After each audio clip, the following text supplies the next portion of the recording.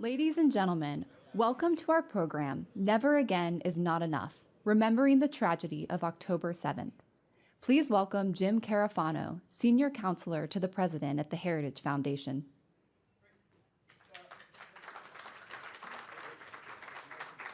In many ways, today is a commemoration of one of the worst days in modern history and a remembrance of a tragic loss, not just on that day, but for all the innocent victims that followed, and for this tremendous lift that we have to bring not just peace to this region, but sanity back to the free world. But it's also a celebration. It's a celebration of what happened on October 8th in the United States, of over 100 organizations and individuals coming together, different faiths, working different policy lanes, but believing in just one thing, is that anti-Zionism and anti-Semitism are the greatest scourges of our lifetime. These will destroy the fabric of the free world. They will destroy peace on earth, and they are a greater threat than any other thing you could possibly imagine. And the fact that we are honored to have partnered with so many people who share this vision and this commitment, and that here we are a year later and we're only building momentum and commitment to this project, to me is really exciting. And today is particularly vital and important because it's fine to get a band together, but you have to actually be able to put out a hit album. And I'm really proud of the work that Rob and his team and thought leaders in the network have done to really put together the bones of what the response has to be. It's not just enough to stand up a fire department, but to know what you do when you get to the scene of the catastrophe. And have reached that point and to be ready to move forward on that, to me, is just incredibly gratifying, which leads to the real purpose of why we're here. I think we are blessed. This could not have happened if God did not want his people to stand up and move forward. So I think it's really appropriate that we begin this particular event with a divine blessing. So Bishop, maybe you could come up and do that for us. And does he have to use the microphone? Yeah, go ahead and use the microphone. Thank you. Let us pray. God of all comfort, who in your Son, our Lord Jesus Christ, proclaimed good news to the poor, bound up the brokenhearted, and set the captives free, we remember before you this day all who are affected by the violence of October 7. And we ask you to heal the wounded, comfort those who mourn, and bring peace and justice to the land of Israel. Look with mercy upon the peoples of the Middle East, that in your great compassion the light of Jesus may shine in the darkness and bring hope to every nation. As Simeon rejoiced to see your salvation, a light for the revelation to the Gentiles and the glory of your people Israel, so we pray that Jesus, the Messiah, would be known as the true hope for all the earth. Your kingdom come and your peace reign in every heart.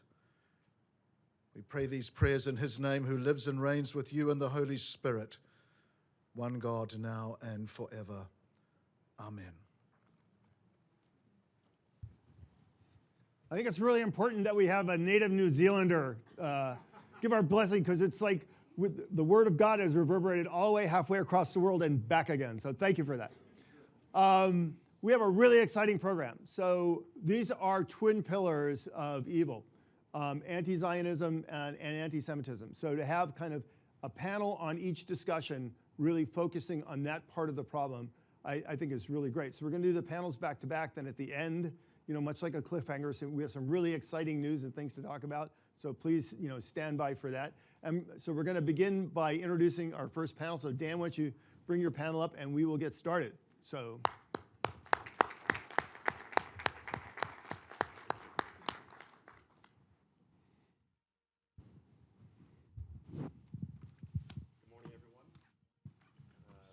We have I'm Daniel Flesch. I'm a visiting fellow at the Allison Center for National Security. I'm focused on countering anti-Semitism. We have a wonderful panel focus on anti-Semitism for you this morning. I'm going to briefly introduce them and then kick it off some Q&A here. Immediately to my right is Jonathan Schanzer. Many people may be familiar with him, Senior Vice President for Research at Foundation for Defense of Democracies. He hosts the FDD Morning Brief, which analyzes the latest developments in the Middle East. It comes out Monday, Wednesdays, and Fridays. I encourage everyone to log on to listen to that. Also the author of multiple books, including most recently, Gaza Conflict 2021, Hamas, Israel, and 11 Days of War. I'm sure he'll be writing a lot more to come when this war concludes at some point. To his right is E.J. Kimball, Director of Christian Engagement with the Combat Anti-Semitism Movement, where he works to build support from the Christian community in fighting anti-Semitism. He also serves as president of EJK Strategies, a boutique government affairs firm where he works on issues related to the U.S. Israel collaboration and national security threats. And at the far right there is Rob Greenway, Director of the Allison Center for National Defense at the Heritage Foundation. Previously served as President and Executive Director of the Abraham Accords Peace Institute, following his service in the Trump administration as Deputy Assistant to the President and Senior Director of the National Security Council's Middle East and North Africa Affairs Directorate. So before I get into these gentlemen's thoughts and perspectives on the state of anti-Semitism, I want to spend a minute or two talking about the state of anti-Semitism to kind of set up the context and the situation as we see it today. October 7th, as we know, was the deadliest day for the Jewish people since the Holocaust. And of course, the response has been in this country and around much of the Western world and much of the world was a rise of anti-Semitism. And the FBI, a few weeks ago, released updated statistics on the state of anti-Semitism from 2023. But first, the ADL, actually, the Anti-Defamation League, tallied over 10,000 anti-Semitic incidents since October 7th. So in the past year, 10,000 incidents alone.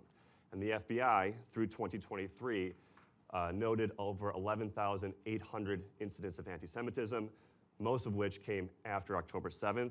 And that number, 11,800, constitutes 15% of all hate crimes against a community, the Jewish community, which constitutes just 2% of the American population.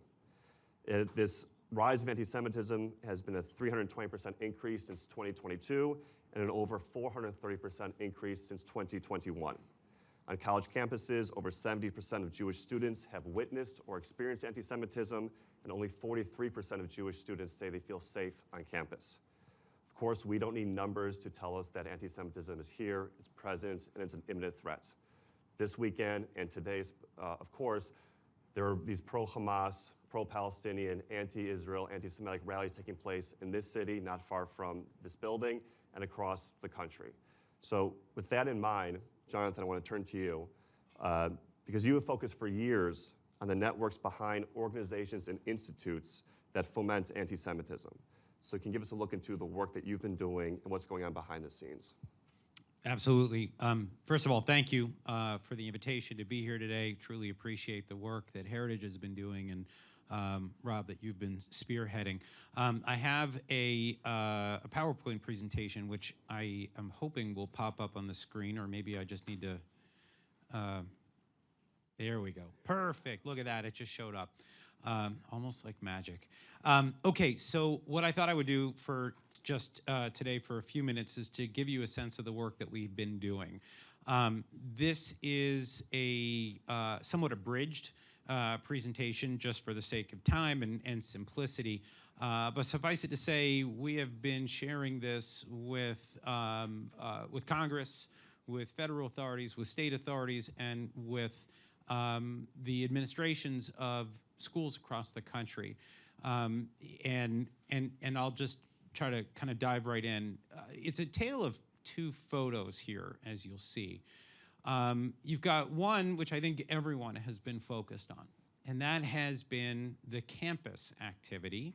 And by the way, I will just say that when people call this a campus protest movement, I vehemently disagree with that language. This is campus chaos that is being fomented by the group on the right side. That is a group called AMP, or American Muslims for Palestine. They are the group that incubated, funded, and directed Students for Justice in Palestine. SJP, as it's known, is an unregistered association. You will not find it in any sort of official capacity in the various databases within the U.S. government, the IRS, things like that. They're not a C3, they're not a C4, they're not an LLC, they're not a corporation. But AMP is the structure that helped actually to build what we're now seeing on campus. And it's for that reason that I believe we should be looking at that group first and foremost. The roots of this group are fascinating to me. Now, I'm going to just say here that I have no evidence of any criminal activity or overt criminal activity that we can attribute to AMP. However, what we can see is that there are three Hamas charities that were shut down in the United States in the early 2000s, and individuals from those three charities went on to actually create AMP.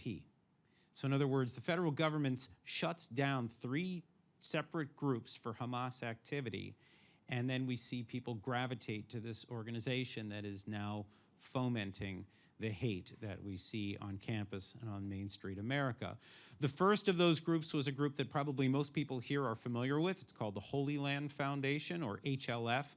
That was shut down by the FBI in 2001. It was actually the thing that made me want to go on to become a terror finance analyst at the U.S. Treasury. I thought it was really cool at the time that the FBI swept in there and grabbed computers and files and walked out and then froze the assets of this organization that had sent $12 million to Hamas over the course of a decade. When that organization was shuttered and 5 people went to jail, a new organization quickly sprouted up called Kind Hearts. When I was at the Treasury, I actually worked on that case for a brief stint. And Kind Hearts was actually created in Toledo, Ohio, versus what we saw back in Texas with Holy Land.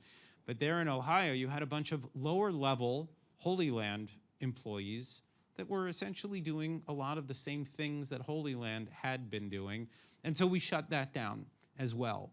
The third group was a group called the Islamic Association for Palestine, IAP, that was sued by the family of a young man named David Boehm. They realized that this group, IAP as it was known, had been providing public relations and actually financial services to Holy Land. And so they successfully sued, won a $156 million judgment, and the group agreed to disband because they couldn't pay. So once you understand that, then what you need to understand is that today, a number of individuals, the senior people within AMP, have former associations with these 3 charities that were shut down. Now, some of them say they never worked for them, but only spoke on their behalf or did some fundraising events. That's fine. We're not going to argue with that. But we can see is there are 9 different individuals that gravitated from these previous charities to AMP today. This is, I think, getting to what we're watching on campus. The photo on the right side, you're going to see these are kids holding up what we jokingly refer to as Happy Gilmore-sized checks. Right? And what you can actually see, this is a photo from 2016. And the kids are holding up checks made out by AMP to SJP in the Chicago area. There are a bunch of them. And then if you look at the email that was sent out, it was a fundraising email. It's on the right side. The part that I have highlighted, bottom right, actually has the group bragging about sending $100,000 to student activists across the country. The thing that's really fascinating, at least for me, is we started looking into this network in 2014. And I testified before Congress twice about this group in 2016. Since then, we have seen a marked drop in the kind of marketing and bragging and boasting and photos about the funding of the student groups on campus. In other words, they're now trying to put a little bit of distance between the activities of AMP and the activities of SJP. But what we can see is that these guys are actually quite active on campus and they're not shy about it.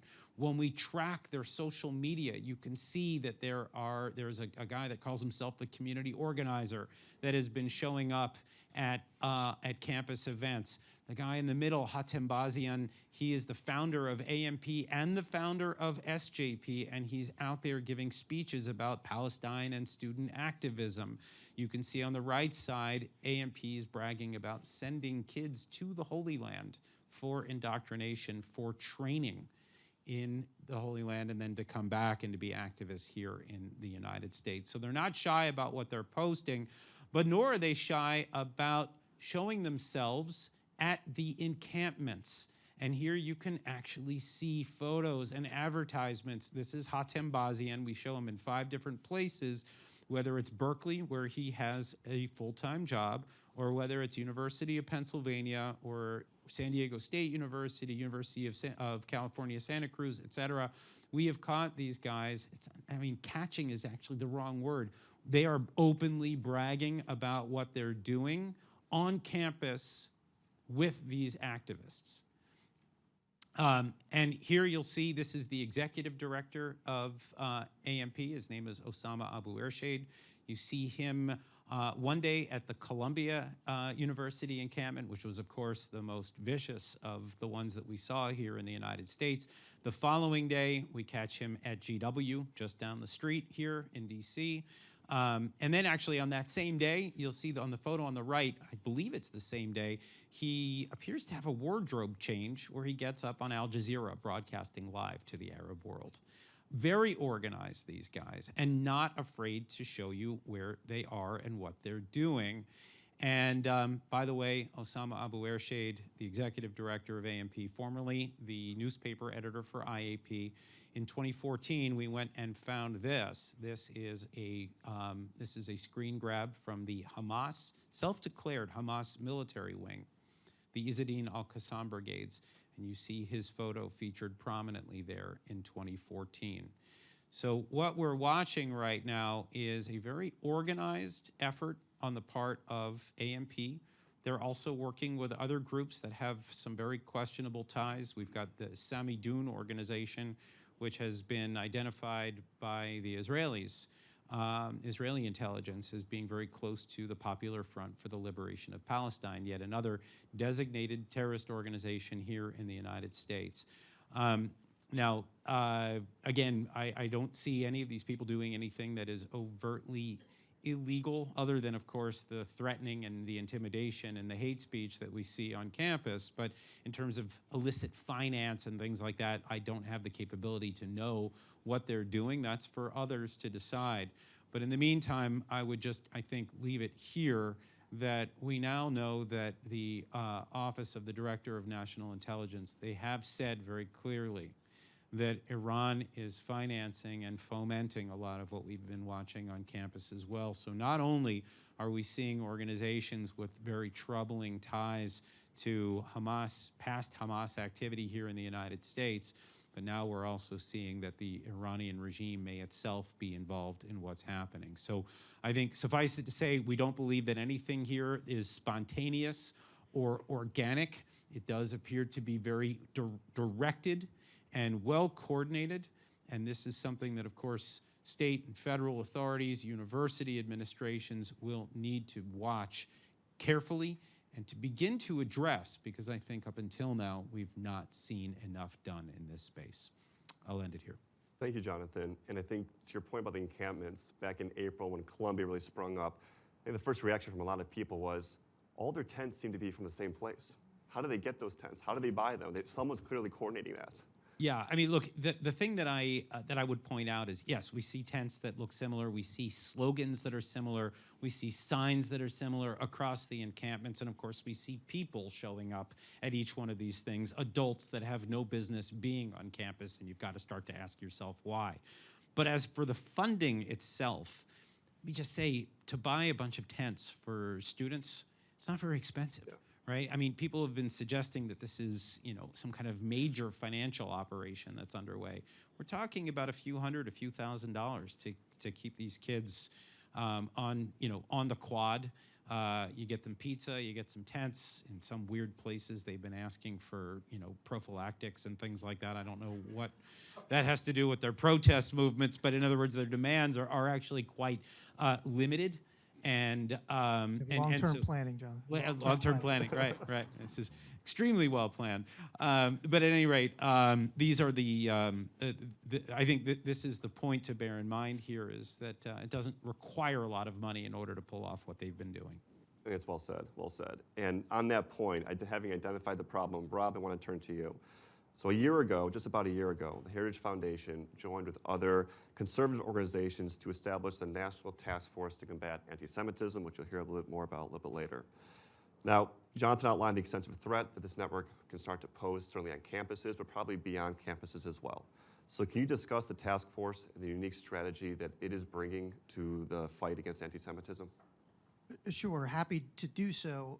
And first, thanks to everyone here, the task force as a whole. And I would say, if you forget everything we talk about today, if you're not already a member and you're not participating in the task force, I'd encourage you to do so. And again, thanks to those of you that are. As Jonathan expertly pointed out, and you'll see in the strategy I'm discussing, the thinking behind the description of the threat that we face is clear, and it's based in large measure on the tremendous work that Jonathan and a handful of others has been doing. And our goal in this was recognizing that the problem described up front by Daniel, all of you know, is bad, it's getting worse, and since October the 7th, the 200% increase is just unacceptable. And so the broad objective I think we all share is to arrest this trend and reverse it, right? So that our brothers and sisters, our fellow American citizens, our Jewish American citizens, can walk the streets freely without fear on not just college campuses, but across cities and worship as they please. And this is a threat not just to them, but to America and to the fabric of our society. And so the strategy is predicated on that. First, to arrest and reverse this trend. Second, again, recognizing that this is an issue that eats away at the fabric of American society as a whole. So it's an attack on all of us, regardless of our faith and our practice and our disposition or our backgrounds. And so it's incumbent upon all of us to respond. And so with that, we determined that some sort of blueprint is necessary to proceed. There are a range of actions many of you are aware of, and in some cases participating in these, all of you, as a matter of fact, in some way, shape, or form. And the idea here is to organize and guide that towards the common goal, to increase the effectiveness of every independent action so that it's pursuing single strategic objective. And so the strategy is predicated on, again, this fundamental description of the threat, a recognition of the scope, and then to organize and galvanize support against it. And the proposition I'll summarize in the strategy document. I'd invite you all that haven't seen it to read. It'll be posted on the Heritage website if it isn't already, for you to look at. And again, the predicate is a broad-ranging threat. And we looked at a lot of different sort of precedents for this type of activity, and we found, frankly, the most informative and useful, though not a completely analogous situation and circumstance, is the successful effort across private and public organizations to confront and largely eliminate the German-American Bund in the late 30s and the early 40s as we began the Second World War and prevailed in that conflict. And so we, informed by that, built a strategy that is designed to translate the activity across all different private organizations willing and able to do so into achieve a greater effect. And I'll summarize it this way. Even though that there are lines of effort that encompass everything from actions that need to be taken in legislatures, state and federal. There are actions that need to be taken in the public diplomacy and in strategic communications. There are education objectives, because the campus protests obviously are disconcerting, but they're not the only problem that we have. But the fundamental proposition, as Jonathan pointed out, is identifying the infrastructure that supports and sustains this activity, that changes it from a nuisance, which is ever present, to an actual vital threat against all of us, and to dismantle it systemically. And so we looked at this exposed infrastructure that, as Jonathan pointed out, is advertising its activities, or at least it was up until a point. And so it is visible to all of us. Second, because it is translating resources to feed this activity, whether it's campus protests or violence or vandalism, across the United States and elsewhere, it is vulnerable to disruption because it is visible. And so the proposition is, if we can identify, map this infrastructure, and again, that work is already underway thanks to Jonathan and others, we then can begin to focus our time and attention on it. And we can disrupt it systemically so that it no longer has the resources to constitute a threat. And again, the plan, the strategy is not limited in scope to that, but that is a central feature. So it's dismantling the infrastructure that sustains the threat of anti-Semitism, and that is our practical proposition in the strategy. Now, the strategy bears the name, we've referred to it since it began as Project Esther, and that was suggested early on. The biblical analogy is apt, and again, the campaign plan that follows will follow. And I've joked before that that the campaign plan probably should be Jeremiah, just because of the scope of work that confronts all of us in order to put this into motion and rebuild the rampart and rebuild the walls that have been dismantled by this movement and those that support them. And so our hope is that all of you engaged in this activity will collaborate further so that we collectively become more effective. And those that are not currently participating in the task force will join ranks and common cause with us so that we can eradicate once and for all this scourge to not just our Jewish American brothers and sisters, but to Americans as a whole. Well, thank you, Rob. And there's a lot more information to come about that, and you'll hear about later. So certainly visiting the website is a very helpful first step. Reach out to any of us here to learn how to get engaged and to partner with us for that. But we'll talk a little bit more about that later in the panel. But on that note about the scourge of anti-Semitism, is not really just a Jewish issue in America. It is an American issue in America. And so, EJ, in your hat as Christian Outreach Director for Combat Anti-Semitism, I want to turn to you and ask, Rob mentioned it, Jim mentioned his opening remarks about the threat to all of American society. So can you discuss in your work how the Christian community, how your engagement with the community has been like in the last year on how they've responded to the rise of anti-Semitism? Sure, and again, thanks for having me as part of this panel today, and thank you for having this panel today. It's obviously a very important day, not just in America and in Israel, but really in the world. It's a day that needs to be commemorated. So the short answer to your question is the Christian community, from my work with them, has been incredible. But I want to step back because today the Combat Anti-Semitism movement released a survey, and not a shameless plug, but an important one. You could go to combatantisemitism.org to read the survey. And it takes a different approach than, say, the ADL of the number of incidents. It's looking at the actual experience of American Jews. And so a few of the nuggets from this survey, 1 out of every 5 American Jewish child has experienced anti-Semitism since October 7th. I have 2 children. They both have experienced it at their schools. 1 out of 4 American Jewish adults have experienced anti-Semitism since October 7th. 3 out of every 4 anti-Semitic incidents, Jews are not reporting. They'll tell their family, but they're not reporting these. And one of, I think, the most troubling aspects of this survey is that less than 50% of American Jews trust law enforcement to be effective in combating anti-Semitism. And that is a huge, huge problem in this country. And quite frankly, that just goes to leadership, being willing to stand up, call it out, and effectively implement the laws that are already on the books.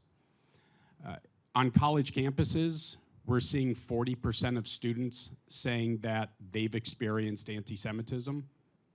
We're finding over 1/3 of American Jewish students on college campuses hiding their Jewish identity because of either the actual or perceived threat of anti-Semitism. But to swing it back onto the engagement with the Christian community, almost 50%, I think it was 49% of the respondents have said that they've been encouraged and have heard support from non-Jews in response to anti-Semitic incidents and the attacks on October 7th. And so, as a movement, the Combat Anti-Semitism movement, we have about 850 partner organizations, heritage foundations. We got the National Religious Broadcasters Association as one of our Christian partners. We have many Christian partners. We have partners all across the realm.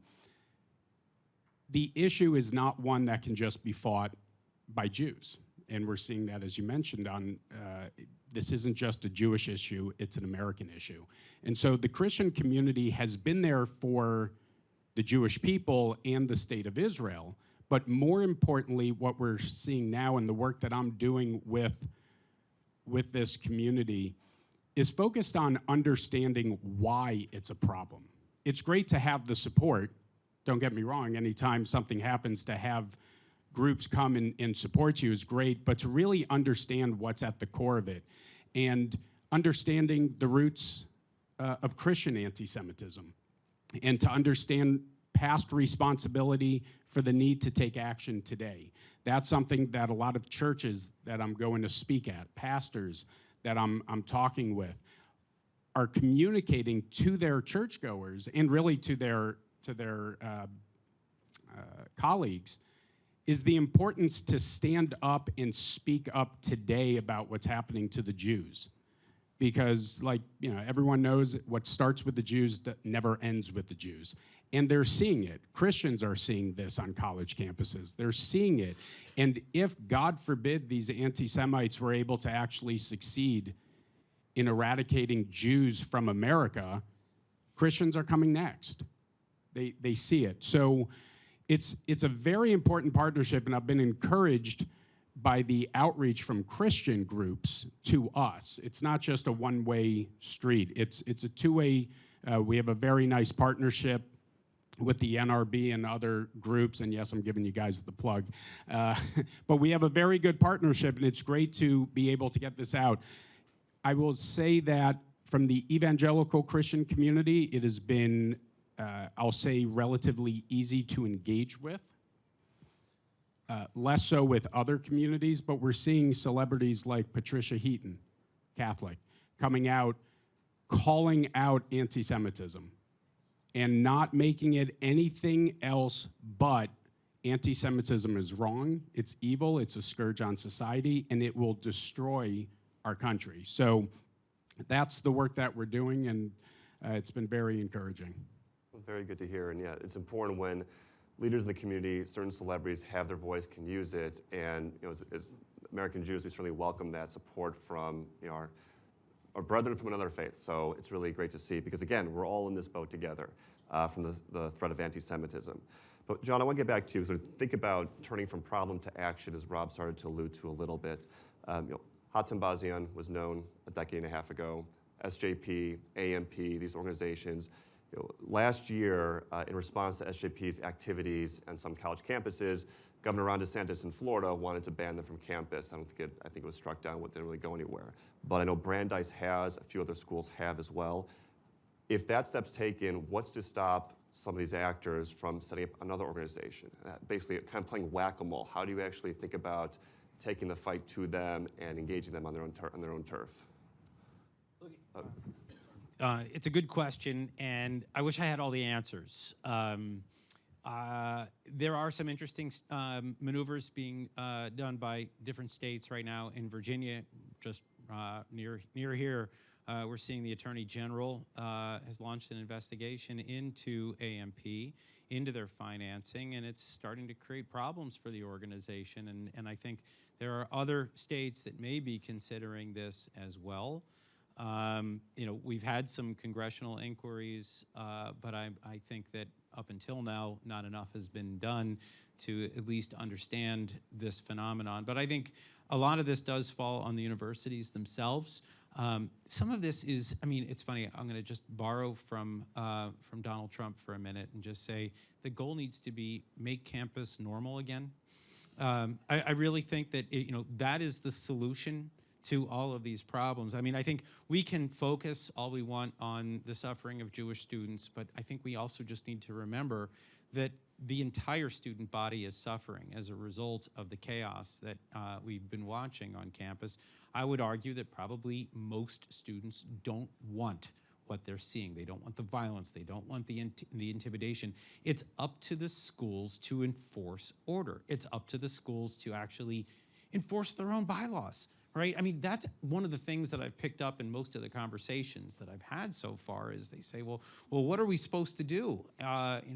We have these bylaws and no one's listening to them. Okay, well then don't you have campus security? Don't you have police? Don't you have the ability to enforce order in your own schools? And then they say, well, isn't this really about, First Amendment rights? Okay, yeah, you can say that anybody has a right to speak on campus, that's fine, but do you need to allow adult professional organizers with a troubling past to come in and literally hold the microphone and the megaphone and direct what's happening? In other words, if you make this truly a student movement, you enforce your own bylaws, I think you can begin to restore order on campus. Now, that will not stop different groups from popping up and finding ways around the rules and the laws, but I do think that order can be restored to a great extent just by following a little bit of common sense. Enforcing the laws, novel thought. Shock, It really right? is. Rob, we talk about the breadth of the scope of the problem, and you started to talk about in terms of the campaign plan, the strategy to combat anti-Semitism that Project Esther will bring to the table. How do you think about this if we're kind of slicing and dicing it between a federal versus a state versus a local issue? The task force has, I don't know the most current count, but over 60 partner organizations, however many dozens more individuals that are associated with it. So how do we think about implementing Project Esther, the work of the task force to attack from a whole of society approach, but thinking about different federal, state, local levels across different industries?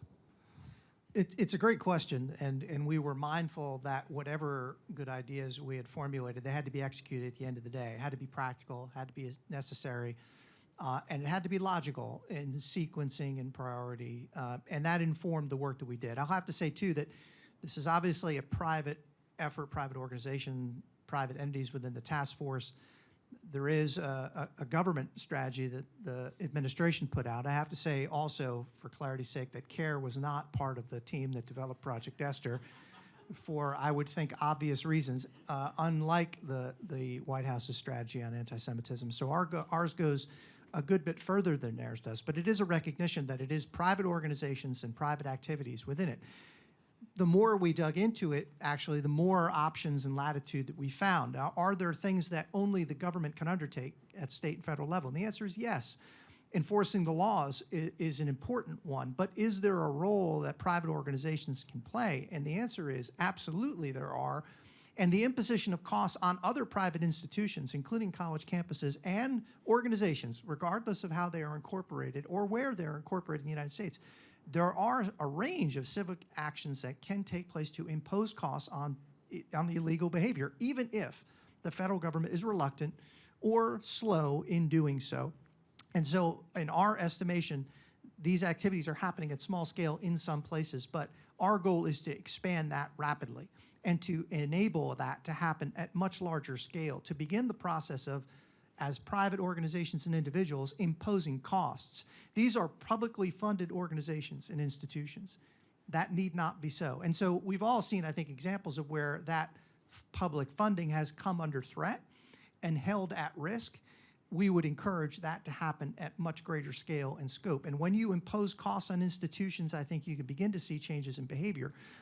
In any case, we should not fully fund and support the activity that threatens our fellow citizens. So in our mind, we identified a broad range of public and private options that can impose costs on behavior and change it.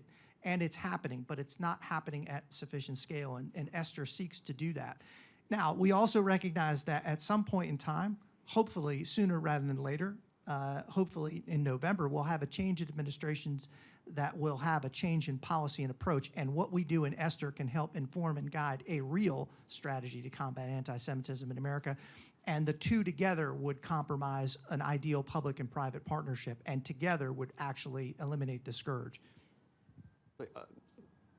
EJ, I want to turn to you now, actually, based on that, because the whole of society approach is needed, and you brought up something very interesting, I think, in your remarks, that we could focus on the statistics all we want, the incidents, but also important to note the experience, dare I say the lived experience, but the experience of Jews and others in America to anti-Semitism, how we perceive it, our own experience, whether we're reporting it or not, et cetera.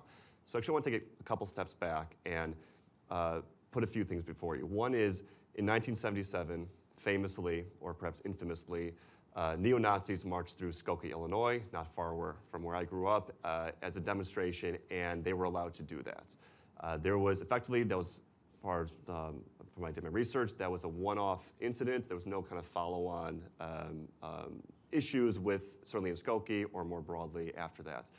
In 2017, just fast forward a little bit, there was the Unite the Right March in Charlottesville, Pennsylvania, where neo-Nazis again famously were shouting, "Jews will not replace us." And then actually, this is probably the only time I'll mention this in the Heritage Building, but Vice News actually did a report about a year after that incident, looking back at those neo-Nazis who were marching and saying kind of, where are they now? What was the fallout from their perspective from people seeing that they were marching? And it was actually fairly favorable to our side in the sense that professionally and personally, these individuals have essentially been ostracized from their communities. I view that as a way of America actually healing itself despite all the political rhetoric around it. So when you talk about the perception that Jews have in America and the incident's certainly perception, I want to ask kind of, what do you think is different now about the anti-Semitism? And certainly Jonathan brought up a really good case about the funding network and Rob speaking about the need of a whole society approach.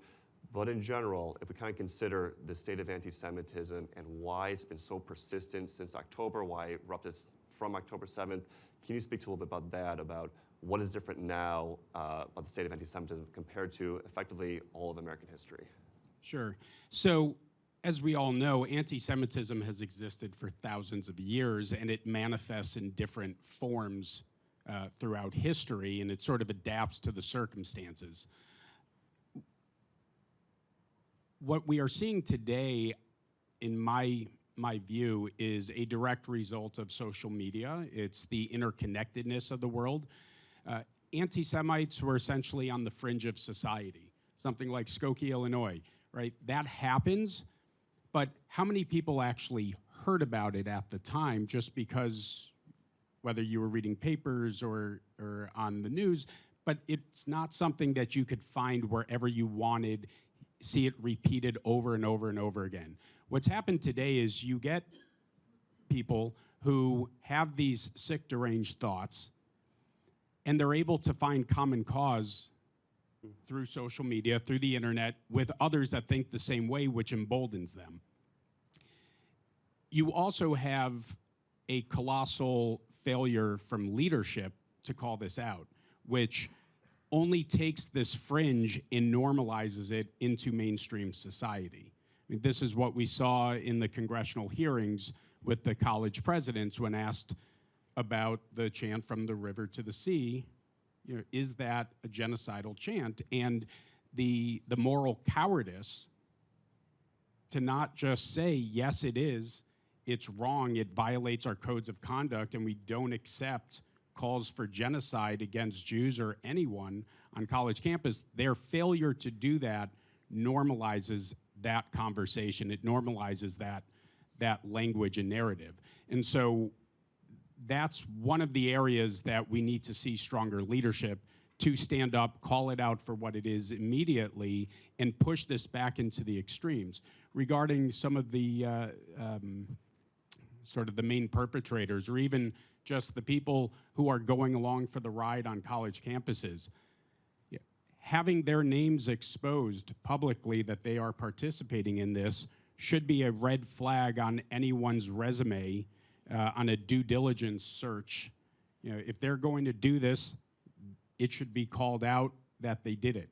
And when an employer is looking at your history, to be able to know that you were taking part in these pro-genocidal protests and have to answer for those questions.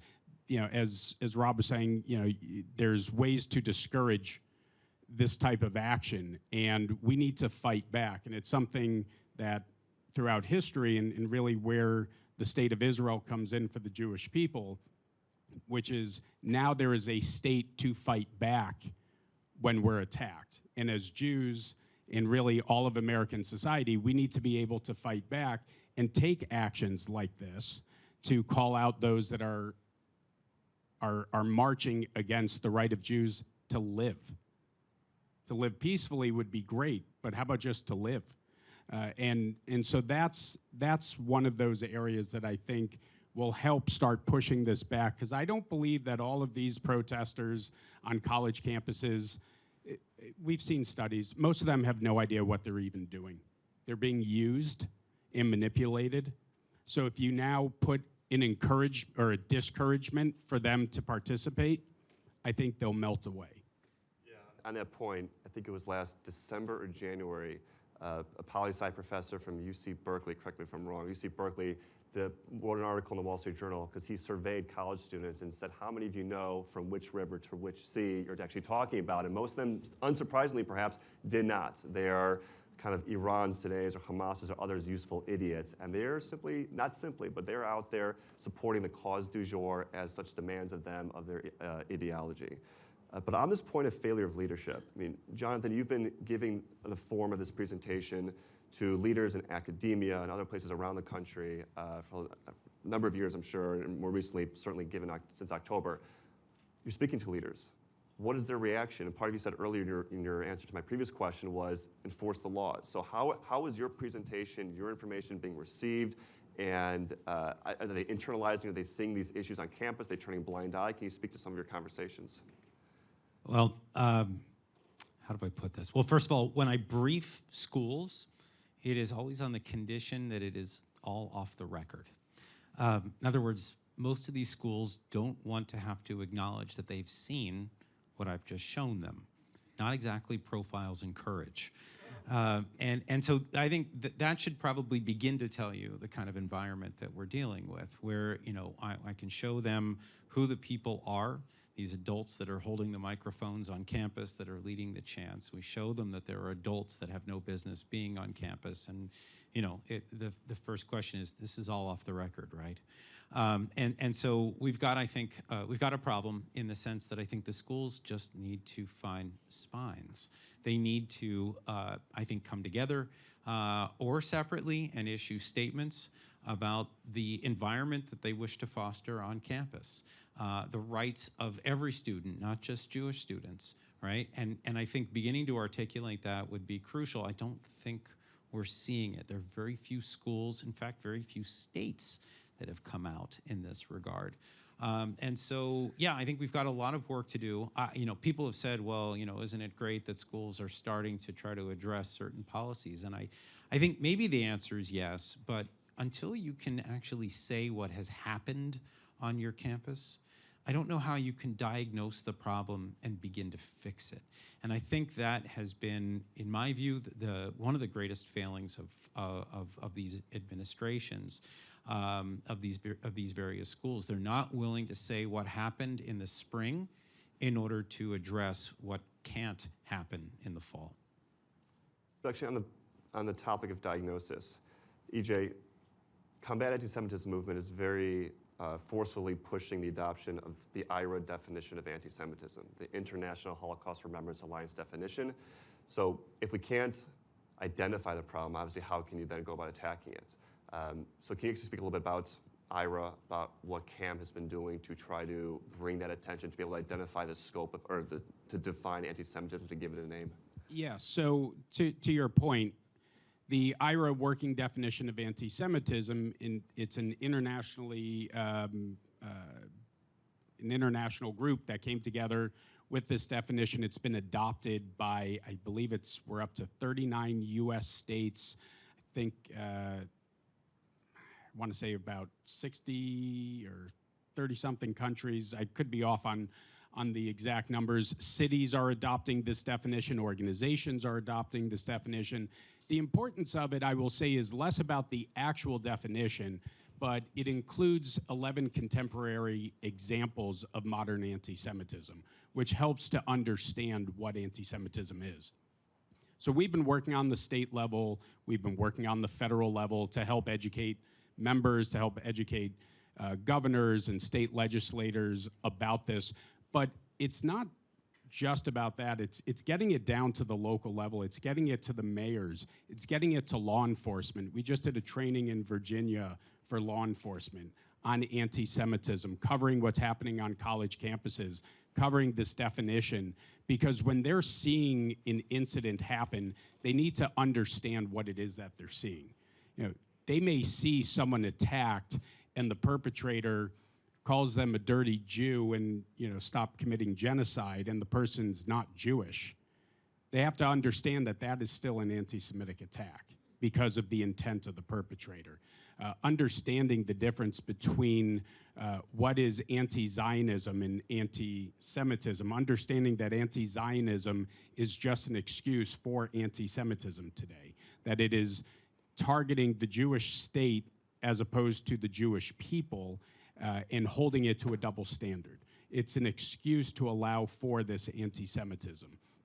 So this definition is imperative. One of the issues with the administration's plan to combat anti-Semitism is that it does not exclusively define anti-Semitism using this IRA working definition with its examples. It mentions other definitions, and if you've got more than one definition for a problem, you haven't defined it yet.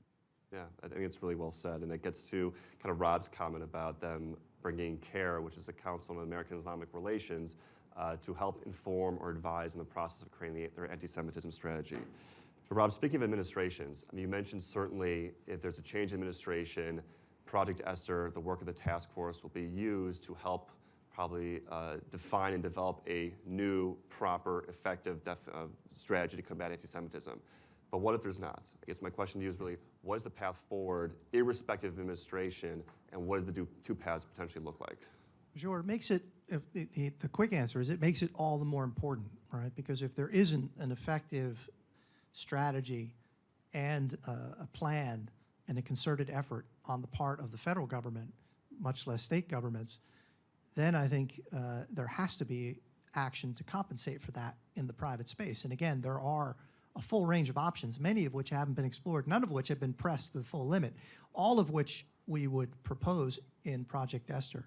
And so the private strategy and the campaign plan associated with it to get the task force and its willing and able partners in motion is all the more critical if our federal government doesn't act.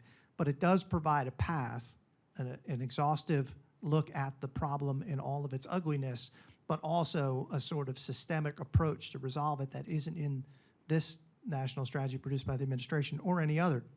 And so our proposition is simple, that private organizations for common cause need to lock arms and pursue it vigorously, because this is the objective that we all espouse. And second, that could inspire and inform, hopefully, a federal government's commensurate response. But again, if we don't get it, then it makes our actions all the more critical, because something has to be done. A 200% increase since October the 7th in just 1 year is staggering. But that impact is real, and it's on our fellow citizens. And so, as all of us recognize, it's incumbent upon us to take effective action doing it. This is what we've all called for, and rightly so. The strategy makes it then sort of provides a blueprint for that action to achieve the desired effect, so that all the different individuals and organizations together understand where they're headed and why, and how they're going to cooperate with each other to do it. Our hope then is that that does inform what a new administration would be able to do if committed to address this problem head on. Two quick questions back to you. One is there a timeline in the strategy on Project Esther? And two is, what is the risk of inaction? So both important questions. The timeline, the strategy is predicated on essentially 2 years, then a reassessment of the ongoing sort of nature of the threat, whether or not we've succeeded in creating the desired impact, which is less incidents, less impact on Jewish Americans, less incidents of anti-Semitism across the spectrum in the United States, less resources available to the infrastructure supporting and sustaining this violent and illegal activity. And so we look at a 2-year timeline and assessing the entirety of the plan as we go, which is the benefit of having one. You can assess a plan. If you don't have a plan, you can't assess anything because you don't have anything. In terms of your second question, ultimately, we're looking at, again, creating circumstances in which a federal government, a federal administration would know exactly how it can contribute and where it can be the most impactful in supporting and assisting the execution of this. And those actions which only a federal government or in some cases the state government can take. And look, one area where, again, going back to Jonathan's work connecting the infrastructure to designated terrorist organizations, including foreign terrorist organizations, it provides an enormous amount of leverage if the government is willing to use it. It also creates opportunities for private organizations and civil action if we're willing to use it. And so that's what we attempt to do in Esther, and that's what we hope to do privately, and what we hope eventually will become a federal and state proposition as well. So we have just a few minutes left in this panel. Thank you so far for your thoughtful insights and comments. In the last moments we have, I want to give you each an opportunity to just kind of really think about, in your work that you've been focusing on, what is the main takeaway you want everyone here and those watching online to leave with? The scope of the problem of anti-Semitism is so vast, but I think we've been able to identify certain parts of it, to contextualize it in terms of the perspective of Jewish Americans and others who are experiencing it, to define it through the IRA definition and a plan forward. But in a moment or two, can each of you just kind of quickly sum up and reflect on how you view the problem with anti-Semitism today? Look, I'm not a specialist on anti-Semitism. The reason why I produced the research that I did and that I shared with you today is because I happen to have worked on it some 20 years ago, and I recognized some of these people and research that we were doing, and all of a sudden it became highly, highly relevant. What I would note, though, for today, as we mark the one-year anniversary of the October 7th attacks, was the single greatest slaughter of Jews since the Holocaust. And one day after that attack, these individuals started coming out and protesting Israel's right to defend itself right here in the heart of America. I cannot think of anything more anti-Semitic than that. The intimidation of Jews, of Zionists, of everyday Americans who support Israel's right to defend itself. They are now under attack, and they have been for a year. It is unacceptable to me that this would occur. It is unbelievable to me that we don't have more action taken across the federal government, across state governments, across universities, municipalities. I mean, this is a fundamental, at the end of the day, we're dealing with the fundamental rights of a minority here in the United States, but a minority that has equal rights under the law. And so I'm hopeful that we'll begin to start to see some change. So again, thanks for having me on this panel. And I would just sort of sum up the issue of anti-Semitism. As Jonathan just mentioned, this didn't start on October 8th. The fact that these protests were so quick and so organized within a day shows that this is not something that just organically kicked up. The issue of anti-Semitism rising in the United States has been happening for years, and prior to October 7th, we were at historic levels of anti-Semitism. Post-October 7th, to me, October 7th was used as a launching pad for these groups to come out and start implementing their full-on plan to go after Jews, to take control, and to normalize this behavior in our society. I think if there's nothing else, it is the importance of people who are not being affected directly to stand up and call this out. Just one quick anecdote. The pin, the hostage pin, I was wearing it a few times. I was wearing it on and off. I went into a building in DC and I had it on, not to meet with anyone on this topic, but the security person asked me if this was for the hostages, and I said yes.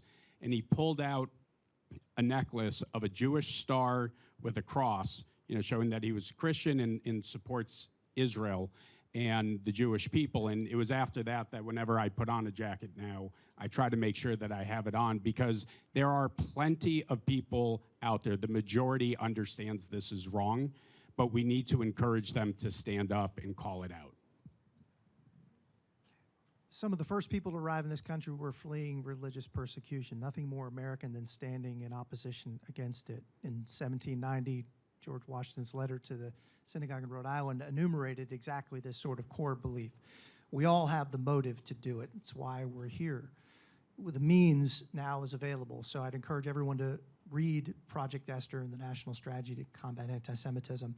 and to give us your thoughts and feedback. And third, make common cause with the task force. Join the task force, lock arms with each other, and pursue vigorously the objectives therein. And if we do that, we will make a difference, and we will arrest the trends and reverse them and make sure that the country is safe for all of our citizens, including Jewish Americans.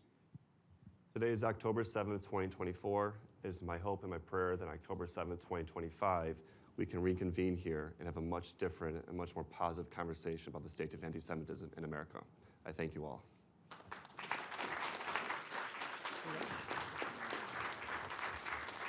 Thanks. Awesome. Thank you. Thank you. That's great. Thank you so much. Very good. Great. So I'm going to ask the other panel to come up. So if that was the Justice League, now you get the A team, which is so go ahead. Yeah, grab a seat. And where's Victoria? Oh, there she is. Okay. Ladies first, I guess. So, so we really divided this into two parts, right? So talking about our situation here at home, which we haven't mentioned, by the way, and I do a lot of traveling. Wherever I go throughout Europe and throughout Latin America, they're having exactly the same conversations. They're seeing exactly the same things in the street. So it's not just an American problem. It really is a problem in the free world that's seeing the consequences of these malicious networks putting people on the street to champion something which is truly, truly evil. The flip side of the coin is the state of Israel. It's a key American partner. It's a key regional source of stability and peace in the region. And its future is really key to freedom of peoples around the world. And so as we had in the first panel, that we talked about the problem and the solution, I'd like to kind of follow the same format with this problem. So I'm going to ask everybody to introduce themselves because I love all these guys. And if I introduce them, they won't actually have any time to talk. So, so I'll let you guys do a little self-intro. So we're going to do problems and solutions. So who wants to do the problems? You guys want to do the problem set and you guys do the solution set? Is that fair? Okay, all right, so we'll start with you guys. So over to you. Do you have the microphone? No, you don't have a microphone. Okay, then you're off to the races. Still turn it on. Just should Can you hear? No. There, Oh, there there you you go. go. Yeah. It works. Well, my name is Morton Klein. I'm national president of the oldest pro-Israel group in America, called the Zionist Organization of America, ZOA. Prior to that, I was a biostatistician working in medical research with Linus Pauling, the great chemist. When I did that, I got nothing but praise for my work. Things changed when I got into Middle East work.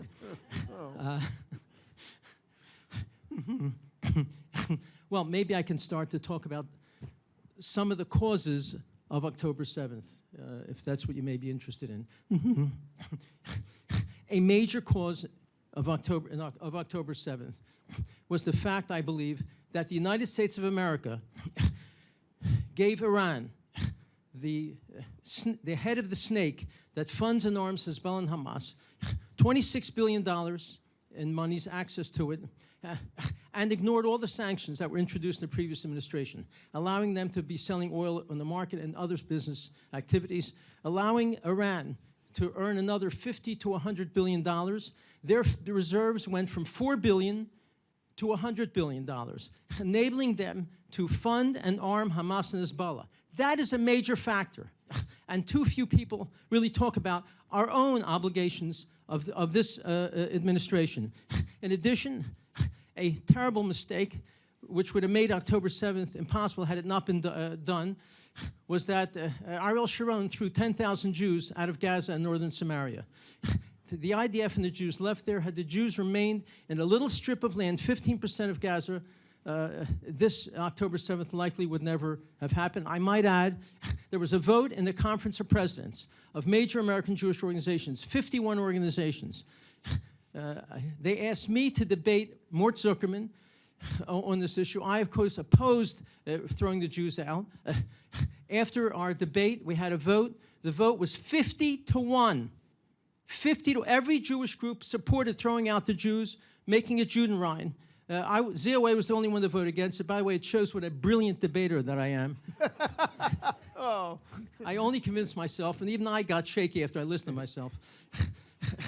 That was a terrible mistake. And Biden pressuring Israel to give work permits to Gaza civilians, 80% of whom had voted for Hamas, and now 95% of whom support Hamas, 93%, their own polls, support what happened on 10/7.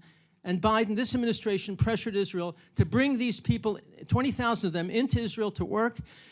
These innocent Gaza civilians gave Hamas the routes, maps, where the kindergartens were, where the schools are, the residents in each home, so they knew exactly what they were doing. This was a terrible mistake. And Israel never creating a buffer zone. They should have moved mountains to create a buffer zone, to have made it more difficult for this tragedy to have occurred. And we in America funded UNRWA, which teaches hate and violence to Arabs, to the tune of $1 billion in the last 4 years. We've been funding the messaging to hate and murder Jewish people. And this could have been avoided as well if in May 2021, Hamas launched 4,500 missiles against Israel. Israel retaliated, and our administration pressured Israel to, in May 2021, to not continue. They limited their response. That was the time to have destroyed Hamas, and this wouldn't have happened. So we are in part responsible for Hamas remaining strong and remaining really in existence. And finally, I might add, this administration's appointments of the most anti-Israel appointments we've ever seen. Maher Bitar, who's the head of intelligence, National Security Council, not only supports BDS, but used to have seminars of how to demonize Israel. Hadi Amar, the main negotiator between America and Israel, also supports BDS, and has made speeches where he says how the Intifada, the terror war against Jews, has inspired him. Hamas, Hezbollah, Iran has seen these appointments, and there are many, many more. Virtually every appointment affecting Israel is someone hostile to Israel. They've seen this and has encouraged them to think that America is moving on the side of the enemies of Israel. So these really are, I believe, are major factors in it. And maybe I'll mention one more thing. We had President Biden praising Rashida Tlaib as a passionate fighter for justice. We've seen them praising Ilhan Omar. This has encouraged Hamas, Hezbollah, and the Arabs to see that they think America is really becoming on the side of the enemies of Israel. These are among the many things. Had none of these things happened, I believe October 7th could never have occurred. Thanks, Mort. So, well, we love you, Mort. You know, one of the great things about us getting a chance to be involved in the task force is to work with tremendous organizations like COA and CAM and just meet this tremendous family of caring people. So it's been a real honor to work with you guys. And the one thing you've accomplished is proving that Pogo is right. We have met the enemy and he is us. So we had a whole panel on anti-Semitism where we talked a lot about this as we allowed this network to grow and fester in America and turn Americans against Americans and against our friends and allies around the world.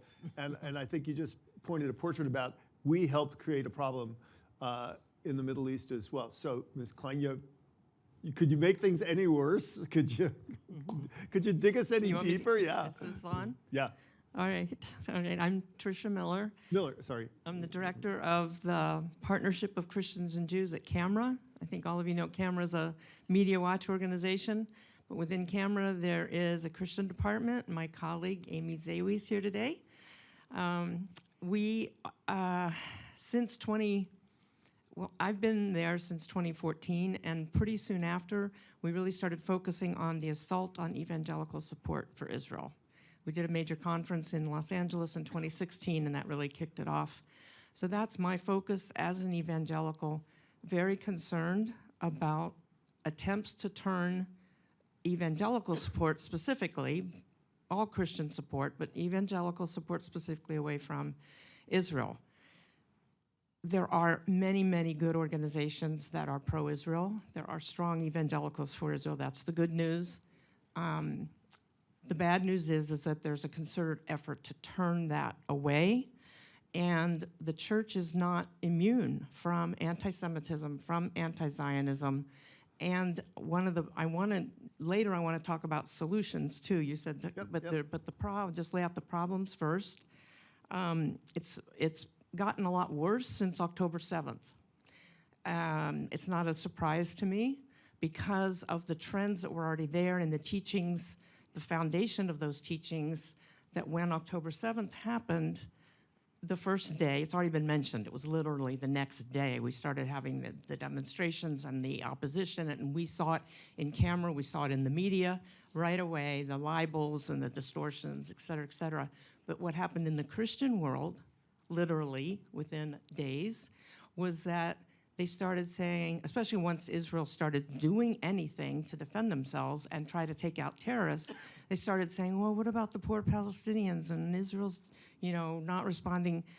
You hear it at every other source about the disproportion and all of that stuff, but in the church, it's put in the language of peace and justice, and Israel's this horrible, superior oppressor and has all the weapons, et cetera, et cetera.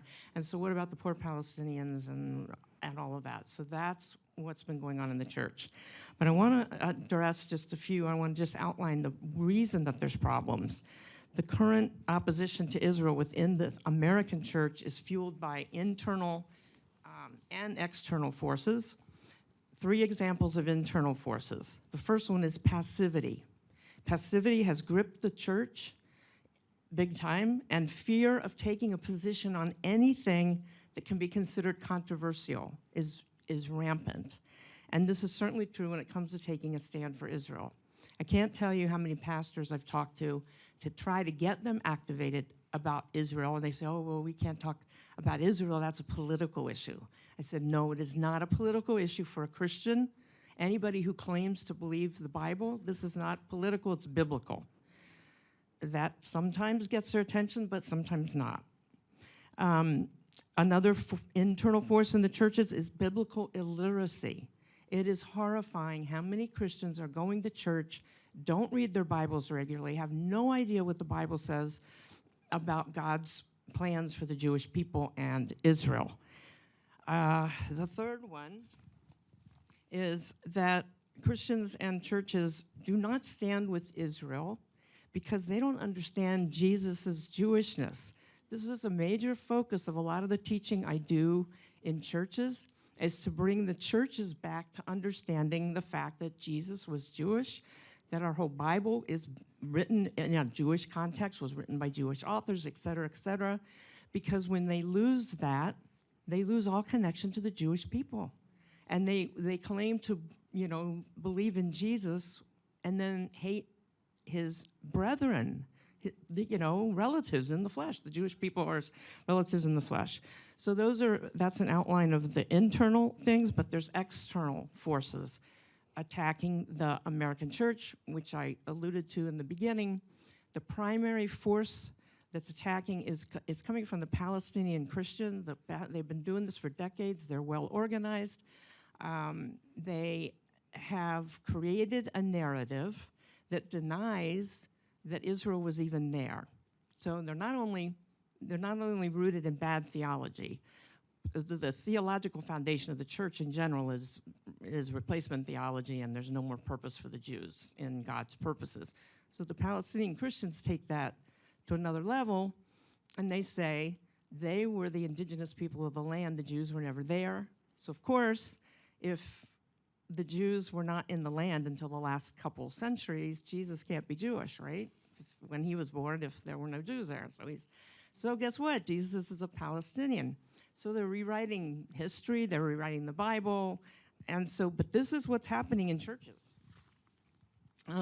So I want to mention a few names, and then I'll quit, because it's important. You have to name names. This is coming from Bethlehem Bible College in Bethlehem. The president of Bethlehem Bible College is Jack Serra. Bethlehem Bible College hosts a conference every other year called Christ at the Checkpoint.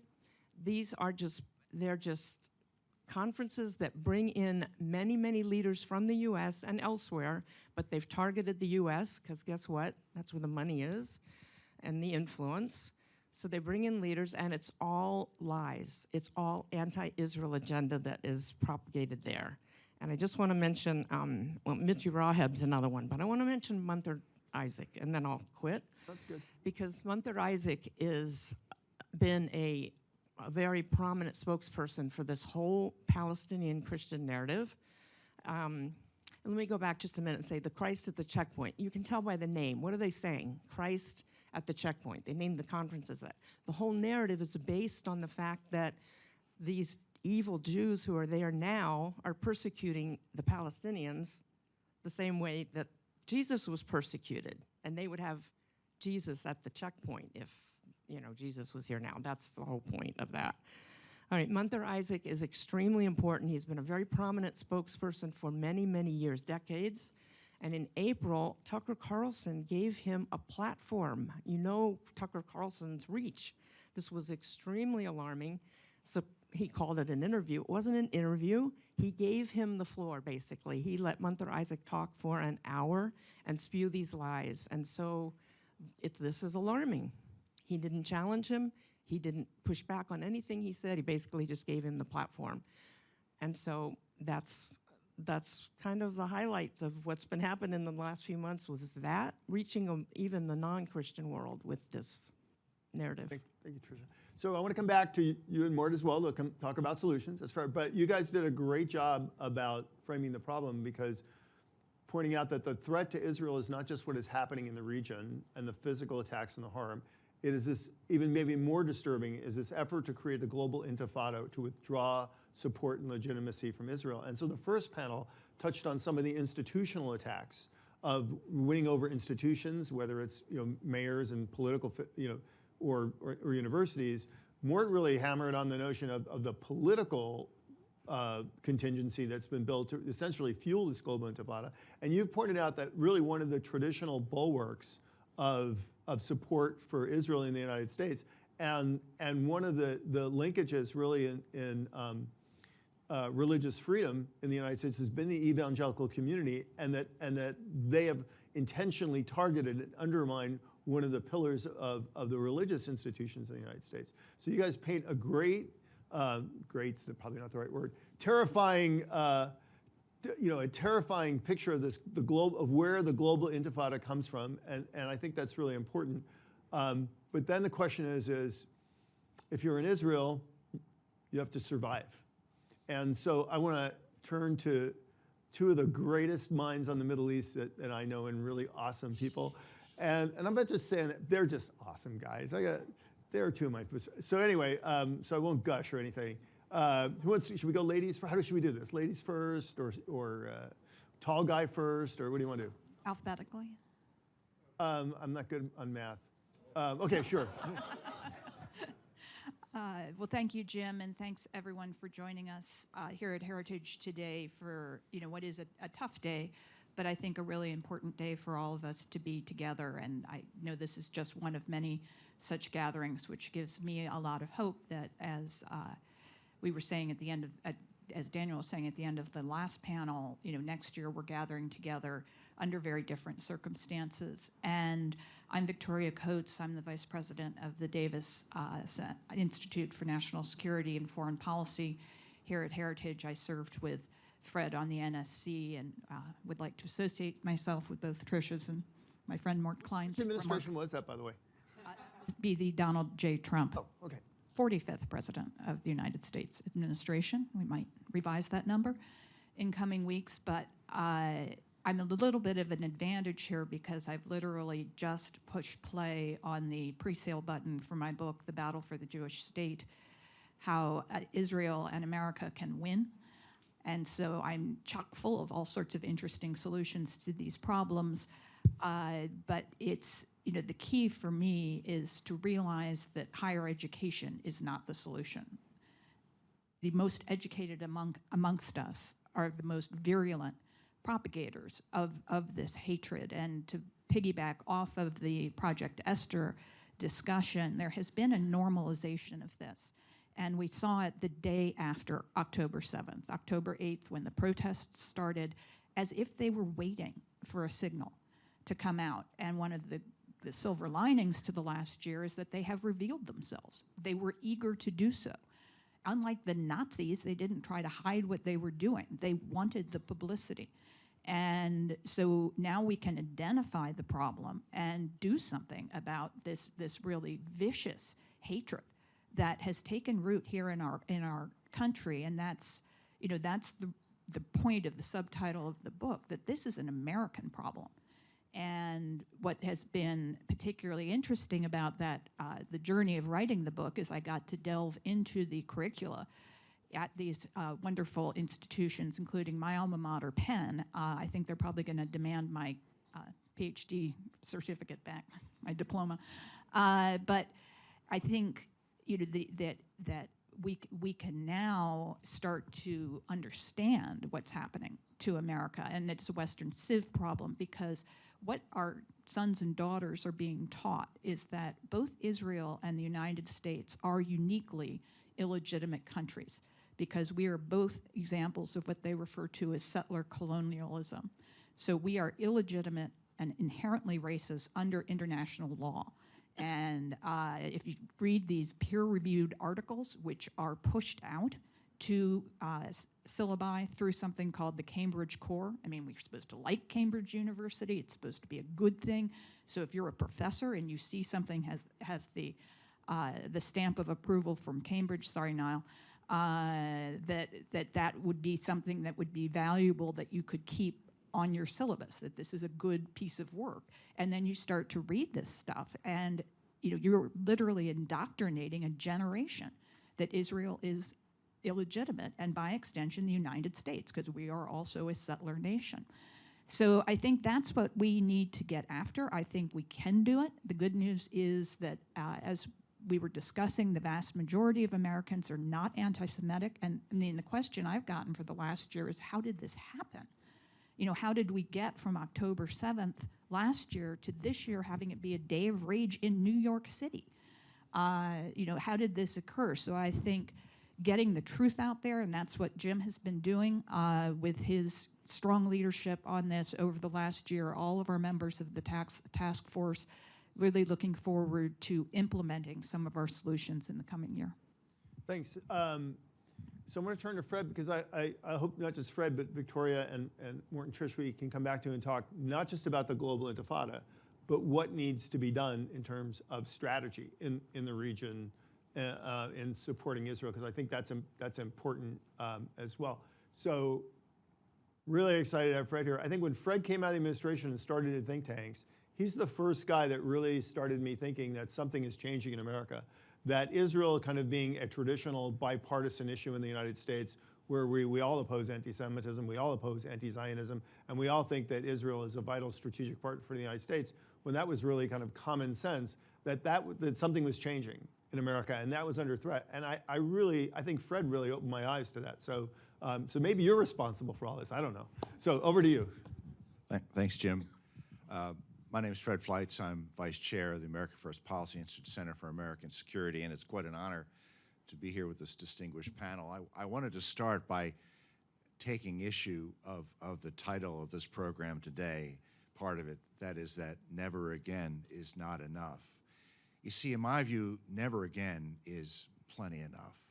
Never again is a foundational principle of modern society after World War II, after the horrors of the Holocaust, that the world will never again tolerate acts of genocide, will hold people accountable who commit acts of genocide, and that this is not something that we're going to compromise over.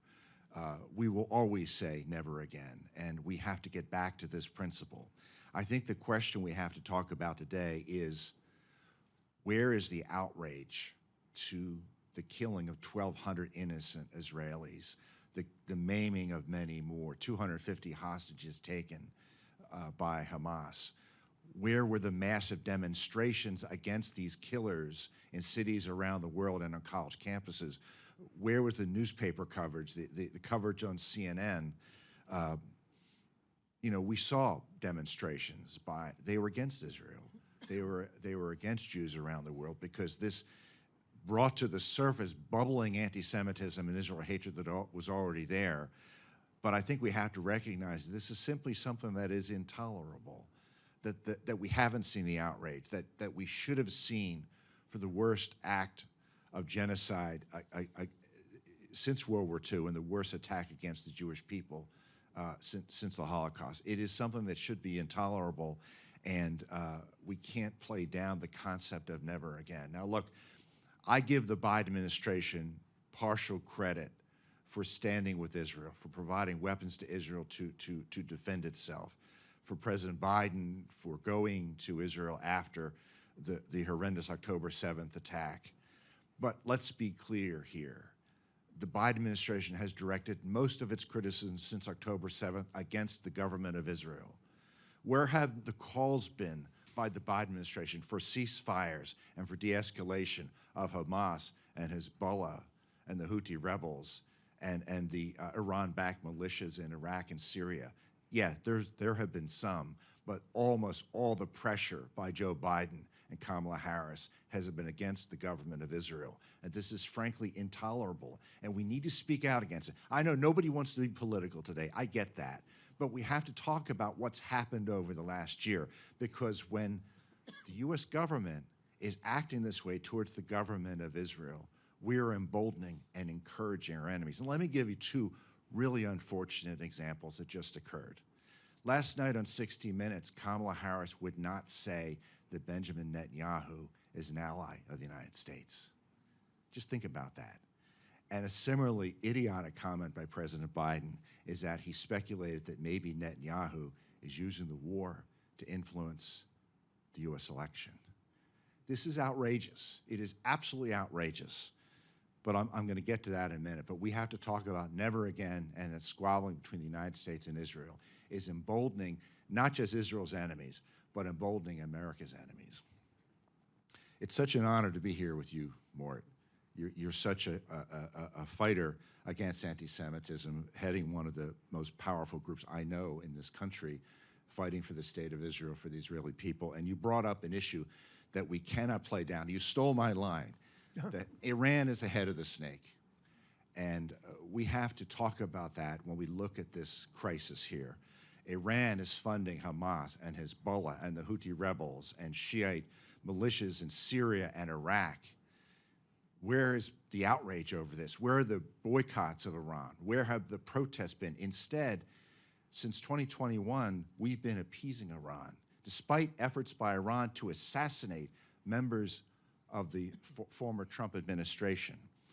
Iran is at least $100 billion richer today than it was when Donald Trump left the White House, because this administration has refused to enforce sanctions, especially oil sanctions. And where has that oil gone? It's been sold to China, which creates more security problems. We've seen appeasement. We've seen the U.S. overlooking Iran's sponsorship of terrorism. Now, you may remember that there was a deal in mid-2023, a ransom deal where we were going to pay $6 billion to Iran to free 5 innocent Americans. Now, that deal supposedly was put on hold after the October 7th attack, but I understand that Iranian and Qatari officials just met, and that money's probably going to be released. That money's nothing. We have given Iran repeated $10 billion sanctions waivers. One of them occurred in November of 2023. There have been several of these. Where's the seriousness by this government about Iran's complicity in sponsoring this horrendous massacre that it funded and armed? Where's the outrage? That's what we should be talking about right now. So I want to briefly talk about some solutions, and then we can have some other discussions.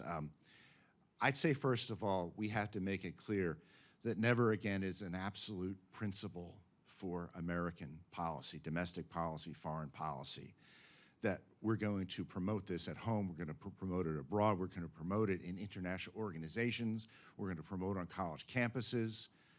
If there are students on college campuses who are engaging in anti-Semitism and hatred of Israel, they must be expelled. If there are foreign students on these schools engaging in this type of hatred, the schools can't be hiding their identity. They need to be deported. Let's kick them out of our country. Let's be clear. The Hamas attack was sponsored by Iran, and they both must be made to pay. Second of all, there can't be any daylight between the United States and Israel on Israel's security. Friends differ once in a while, that's fine. But the fact that we've seen peace plans floated for Israel that undermine Israel's security, like the two-state solution, which we all know is dead, and it's been dead for a long time, that these peace proposals are being floated in the media that the Israelis don't know about, is appalling. You know, there was a 21-day ceasefire proposal that France and the U.S. supposedly negotiated with the Lebanese government to after Israel was bombing Lebanon, the intensified bombing of Lebanon. Now, of course, the Lebanese government doesn't speak for Hezbollah, so even if Israel signed this agreement, it wasn't going to stop Hezbollah from attacking. But where was the 21-day ceasefire while Hezbollah bombed Israel for the previous year and driving 60,000 Israelis out of their homes in northern Israel? We have to stand with our ally Israel. There can't be daylight between the two nations. And if we have differences, we raise them in private. But I think this also has to be a fundamental aspect of American national security policy.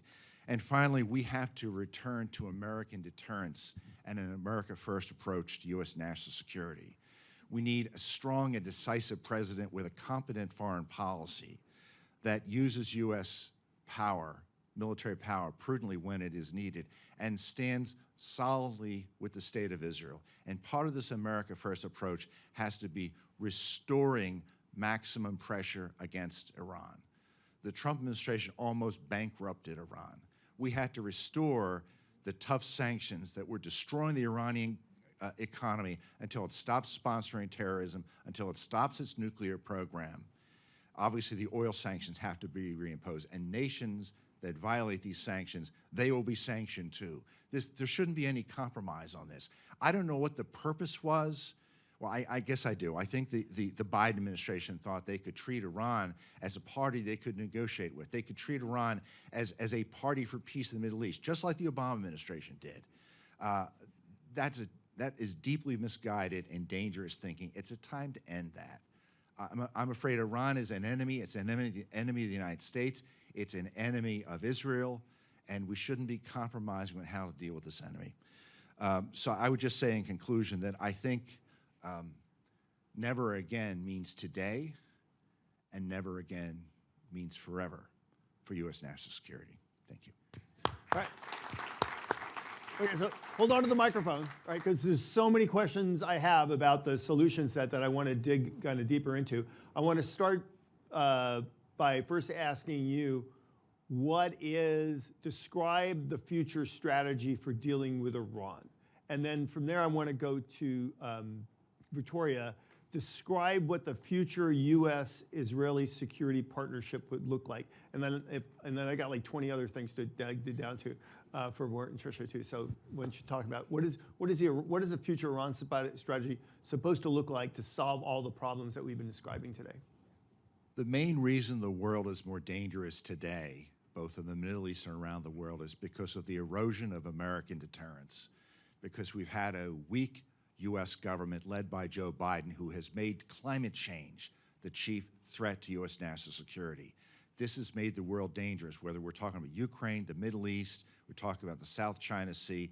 The most important thing we have to do is to have a president in the White House who will restore American deterrence, who will make our nations fear us, where we will not see these enemies attempting acts of terror, invasions of other countries, belligerents that they would not try otherwise if there was a competent and decisive commander-in-chief in the White House. So in addition to maximum pressure, we need American leadership and the restoration of American deterrence. Great. Victoria? My only caution about that, Fred, is it took us a couple of years to get maximum pressure into place, and it would take a couple of years to turn off those oil exports. China's currently buying 1.75 million barrels a day from Iran, so they've got stockpiles now and reserves. And my concern, and I think where we think you're 100% spot on, is we have to restore deterrence immediately, because I don't know that we've got the time. Where we were 8 years ago and where we are now in terms of Iran's nuclear program are two very different things. So this is my great fear. While hugely desirable, I would do it in a heartbeat. I think we're going to potentially face an even more thorny problem set in January of 2025. In terms of the future of the U.S. Israel relationship, what I think is key is to expand what was the, I think, crowning success of the first Trump term, which were the Abraham Accords, and getting to those first peace deals between Arab neighbors and the United States and Israel in 25 years was enormously significant. And I think since October 7th, we've seen that significance. The accords have held. The trade relationship between UAE and Israel will hit a new height this year, even during the war. And the protests that we've seen have not been on the Arab street, which is remarkable for its calm. That's a huge generational shift. That has been historically the source of strength for the Palestinians and for attacks on Israel. It has completely shifted. That is a great and good thing. And one of the most enticing possibilities of next year is a Israel-Saudi deal, which I think everyone has agreed is when, not if. And I just point out that the first MOU signed between the United States and Israel, the Memorandum of Understanding that set our strategic security partnership, was signed in 1981 by the Reagan administration because of Israeli concerns about sales of AWACS to Saudi Arabia, that they were concerned that the U.S. technology going to Saudi would undermine Israel's QME, their military edge in the region. So the region, the sort of bedrock of the security relationship was an anti-Saudi thing.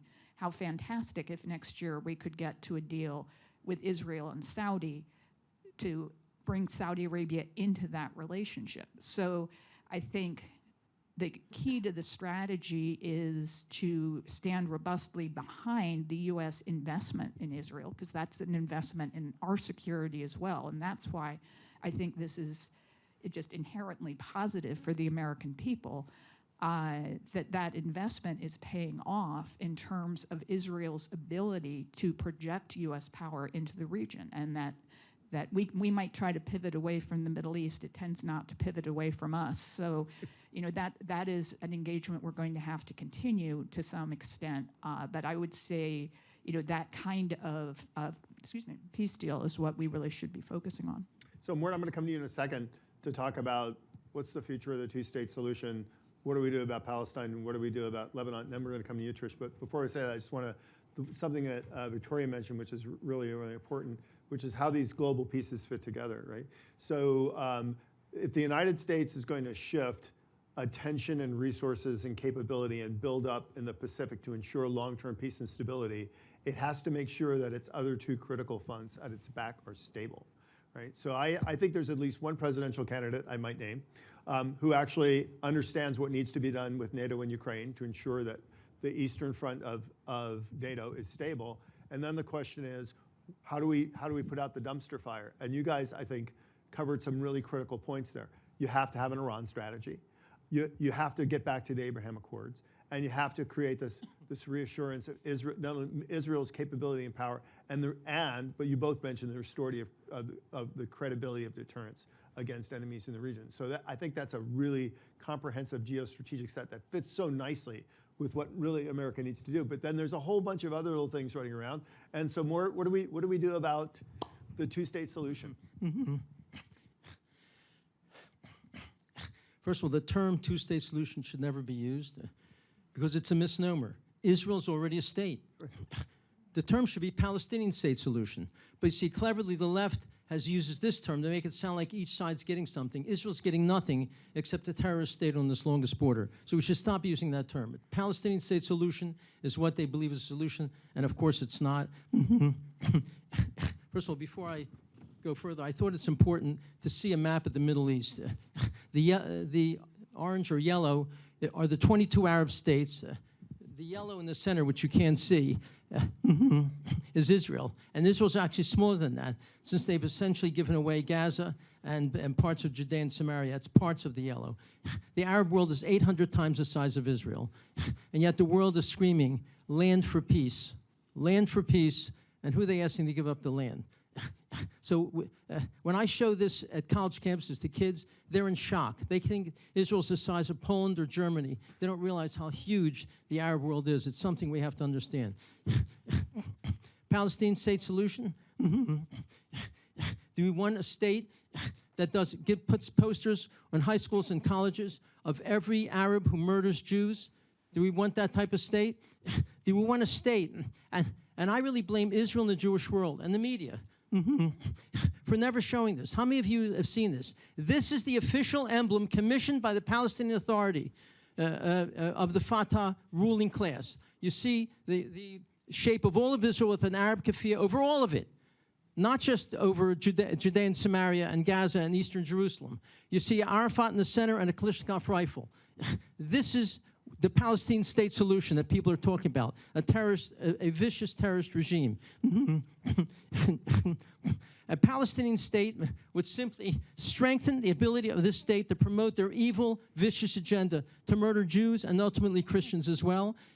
And remember, statehood doesn't make things better. Syria has a state, Iraq has a state, Libya has a state, Iran has a state. Are they lovely? Are you glad they have a state? It doesn't even work. It makes no sense. But I blame the Jewish leadership. People won't say this, but I do, and that's why people like me so much. Thank God my wife still likes me. And even the Israeli leadership. Do you know that since October 7th, AIPAC has on its website supporting a Palestinian state? An AJ committee, Ted Deutsch wrote an op-ed, we need a Palestinian state since October 7th. Dennis Ross, Washington Institute for Near East Policy, wrote an op-ed, we need a Palestinian state with Abbas as the head of it. Not a single organization except ZOA that I'm aware of in the Jewish world rejects publicly a Palestinian Arab terrorist state. That's part of the problem, is the Jewish world supports it right now. The politicians, it's hard to get any legislation, Mideast legislation through without including we support a two-state solution, a Palestinian state solution. That always has to be in there, which makes no sense whatsoever. So we need to get the Jewish world condemning it. We need to get the Israeli government more forcefully condemning it, the media condemning it. You don't want another Iran on top of Israel's longest border. But there's something important I have to say. I agree with Fred Fleitz on almost every insightful thing he says. There's something I disagree with, and by the way, I disagree with almost everyone on this issue I'm going to mention. You should understand, first of all, how hostile this regime, this government of America has been. We've talked about some of the things. Bibi's never been invited to the White House. That's really astonishing. Biden has publicly demanded new elections that Bibi should be ousted. Imagine, they ask an ally's prime minister to be ousted. The day after October 7th, October 8th, Blinken put out a tweet to Israel, don't retaliate. October 8th, don't retaliate. A week and a half later, people say how happy they were that Biden came to Israel. I wasn't so happy. Why not? Because as soon as he got off that plane, on the tarmac, what did Biden say? I have your back, I care about Israel, all that. And then he says, but what we need on the tarmac is a Palestinian Arab state. That's what he said. I would rather he not have come and made that statement, giving legitimacy to a terrorist state, which would mean enormous danger to Israel. And by the way, this was right after Al-Azhar University, the most important Islamic religious institution in the world, in Cairo. Al-Azhar University came out, this is in no papers. You had no Jewish groups condemning this. You had no Israel condemning this. Al-Azhar said it is the obligation of every Muslim to kill Jews.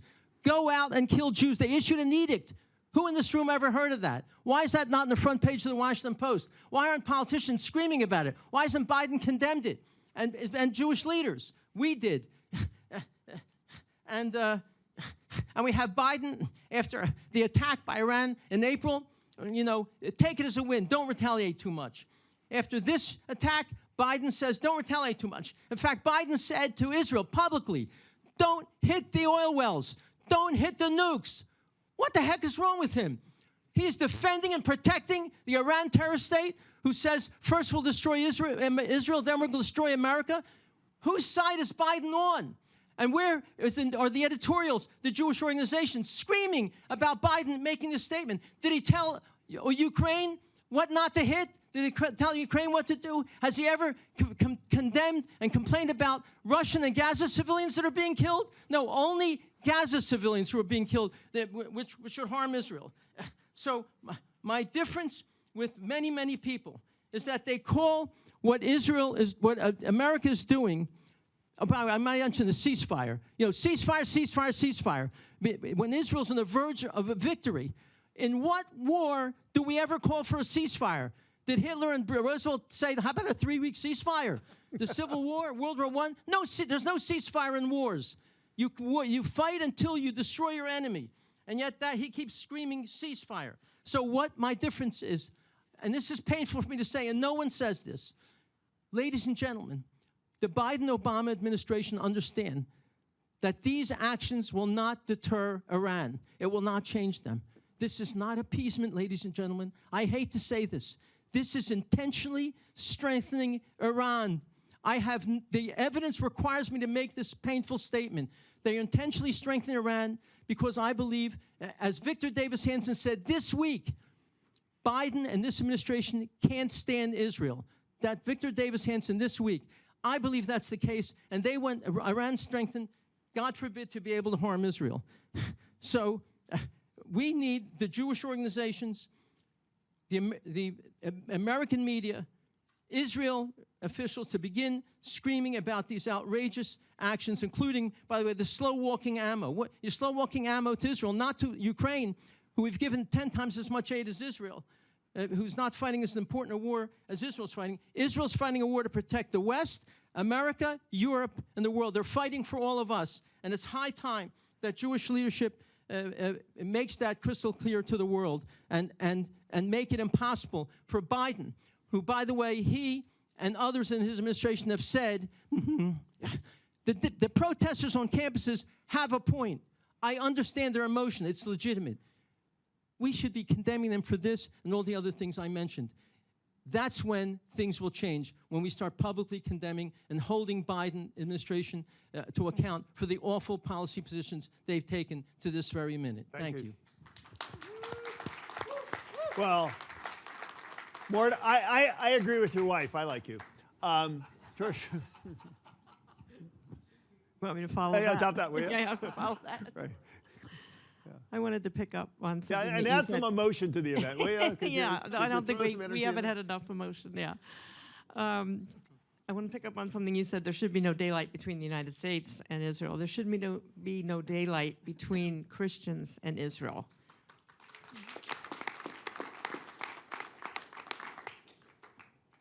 And that is what I have been working on for all of these years. Again, I'll mention it's the Camera's partnership of Christians and Jews. And everything I'm going to say now is specifically addressed to Christians, so I apologize for anybody who's Jewish who has to listen to this. But this is what needs to be done to fix the problem. Christian anti-Semitism, and now it's turned into Christian anti-Zionism since there's been a Jewish state, but Christian anti-Semitism is in the genes of Christianity. And Christians don't understand this. We need to recognize this. We need to go back to the beginning. Started with the early church fathers, Jerome, a number of them. John Chrysostom was one in the 4th century. He was probably the most virulent anti-Jewish spokesperson of the early church. He preached a series of 8 sermons mocking and degrading the Jewish faith. And according to him, this is a quote, God always hated the Jews, and it is incumbent on all Christians to hate the Jews. Now, this is the end of the 4th century, this is being said, but that there already had been writings beginning in the 2nd and the 3rd century. Christians today don't know their history. A lot of people don't know any history, but Christians don't know their history. They need to understand this is in the DNA of the church. Go to Augustine. Augustine was not pretty much the same time period as John Chrysostom. He emphasized the role of Jews as enemies of God. He added to the biblical text to even support this view. He called them enemies of God, which is not in the text. Okay, and so he just added words. Then we go to Luther, and Luther, before he started the Protestant Reformation, was an Augustinian monk. So he brings forward all of Augustine's teachings, theology, eschatology. Luther, and then Christians get really upset with me. I'm speaking to an all-Christian audience. I have to couch it. Yeah, those of us who aren't Catholic, we're glad there was a Protestant Reformation and, give Luther credit for that. But what most Christians don't know is his virulent anti-Jewish writings. Every Jewish person knows that I've talked to. Christians don't know how virulently anti-Jewish, anti-Semitic, how hateful Luther was. And in his book on the Jews and their lies, he outlined what should be done to the Jews. And it's everything the Nazis did except gas chambers. Luther didn't know about gas chambers. But everything else, burn their books, ban the rabbis, burn the synagogues, et cetera, put them in work camps even, make them work. Everything he said, Christians do not know this. So I'm addressing Christians. I'm addressing Christian leaders specifically. You need to know this. Luther was 400 years before the Nazis, right? But he was the German national hero. And German theologians for 400 years, from Luther to the time of the Nazis, built on his theology. So then Hitler comes along. The Nazis were by no means Christians, anything but. They hated Christians just as much, actually. But they were smart, and they knew that Luther was a German hero. They knew that Luther was influential in the churches. They took Luther's writings, applied it to everything they did, used them to get the church on board, used them to get the German church to support the Holocaust. And way too many Christians in Germany in the 30s and the 40s went along with what the Nazis were doing. They believed it was right. They actually believed this is what the Jews deserved because the Jews killed Jesus, or the Jews don't believe in Jesus, or whatever. They had their, their explanations. But this is what they did. And this is what the church today needs to understand, because what I'm seeing now is a repeat of history. And I am not trying to sound dramatic. I am simply just stating the truth that what I see now is because of the problems I listed earlier, the biblical illiteracy, the complacency, the fear of getting involved. These are all terms that also describe the German church. And they were, at best, apathetic, but in many cases complicit and helped the Nazis. There was the confessing church, Bonhoeffer and others, you've heard those names. They protested, they led a counter movement, but there weren't enough of them. Right. And so my cry, my plea to the church today is, where are the Bonhoeffers? Where are the Esthers? Esther was referred to earlier. Where are the preachers who are willing to stand up and speak out and be loud and say this is wrong? And we have to go back and renounce 2,000 years of church history of believing that God's finished with the Jews, God doesn't care about the Jews, whatever. I even cursed, the Jews are cursed. They even, all these things are all said in Christian circles.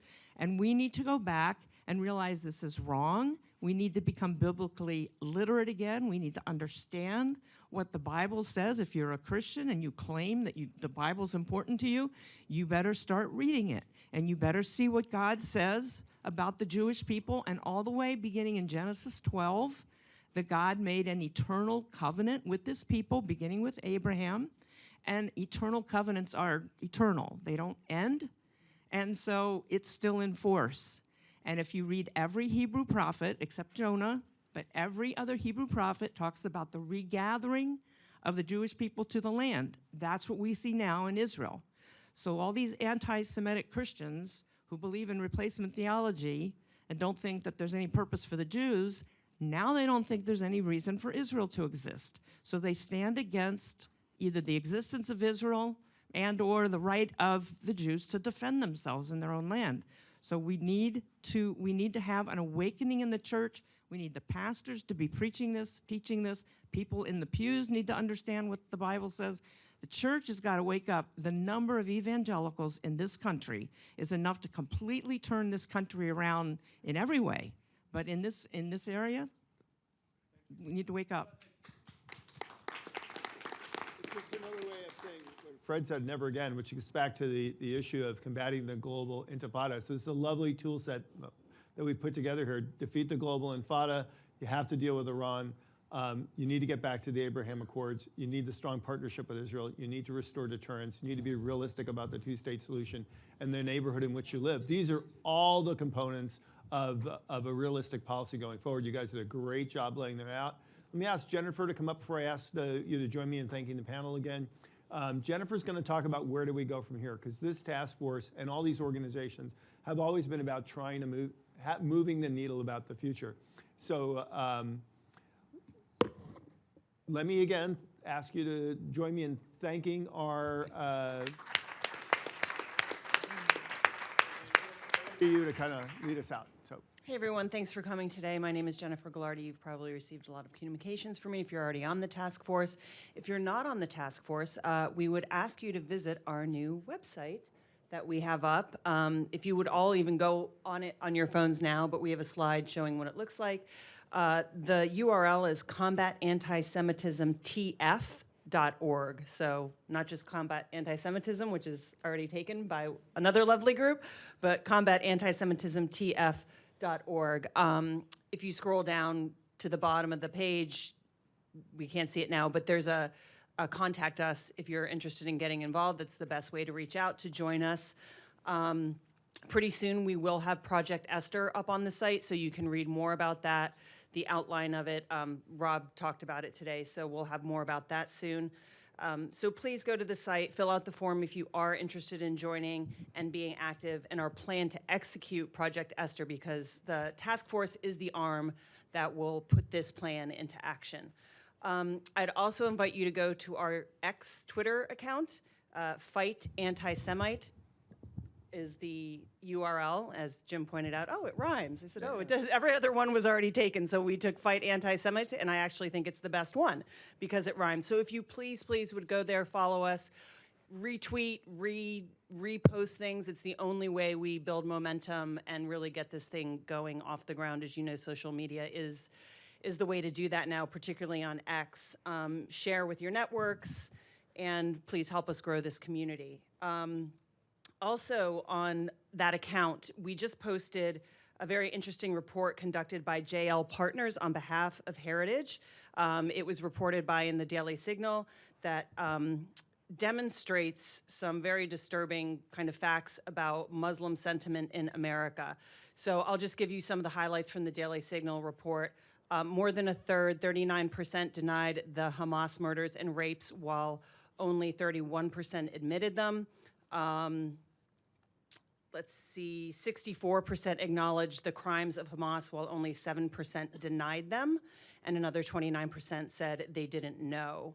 When asked why Hamas attacked Israel on October 7th, 59% of Muslims stated because Hamas wanted to forward the Palestinian cause, while only 14% explained the terrorism by saying that Hamas wanted to kill Jews and is set on the destruction of Israel. So those poll findings are on that report in the Daily Signal, if you go check that out, but it's also on our X account. So again, if you could join that and kind of re-forward that, I think it's a very enlightening, although disturbing report. And Valley. Yes, I'm getting that. Okay. That's the, thank you. And if you all would like to join, Luke Moon, who is one of our 4 co-chairs for the task force, has organized people on the lawn this afternoon from noon until 3, so we thought it would be an easy transition for you to walk over there. He's got some great speakers. He is the head of the Philos Project, so if you could go support him and the other organizations running that rally on the mall, that would be great. And Is one of those J.D. Vance? I don't know. Is one of those J.D. Vance? And there one you of go. those is Kevin Roberts. And another guy named Kevin Roberts, which... Oh, and another gentleman named Kevin Roberts, who is the head of Heritage Foundation. So thanks, Jim. Thank you for all your work, and thanks to the panel, and thanks everybody for coming.